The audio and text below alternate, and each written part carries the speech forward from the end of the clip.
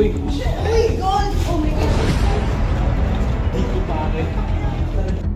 Tama yan, suntok! Sima! Sampal! Grabe, nakakatawa.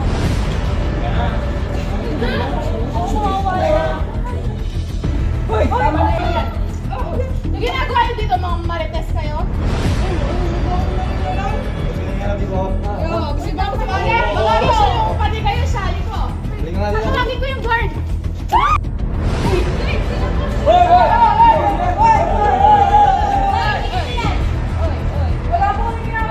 Uy, tigil niyo yan! Ano bang ginagawa niyo? Naglalaro lang po kami, ma'am. O, ikaw na tayo. Ikaw na. Uy, ito na. Bakit lalaro to? Tumigil kayo! Naglalaro lang po kami, ma'am. We're just playing around.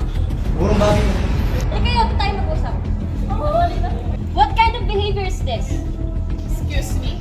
My tita is the school director, so what are you gonna do about that? Mabuti pa sumama na lang kayong apat sa guidance office. And you, sumama ka kay Kuya Guard, you need treatment. Dadalhin ka niya sa clinic. Tara na! Okay guys, tara. Sama tayo. Let's go.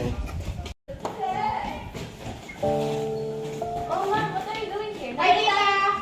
Balitaan niyo na po may mga nagawa ng batang to? Oo, nabalitaan ko nga. Alam ko na rin yung result. Actually, I came here because of my niece, si JJ. Hi, tita. See? My tita is the school director. JJ, pwede ba tumigil ka na? But tita! Hindi, wala ka nang ginawang tama. Nabalitaan ko lagi ka ng bubuli. Imbis na mag-sorry ka, proud na proud ka pa sa ginawa mo. Sorry po.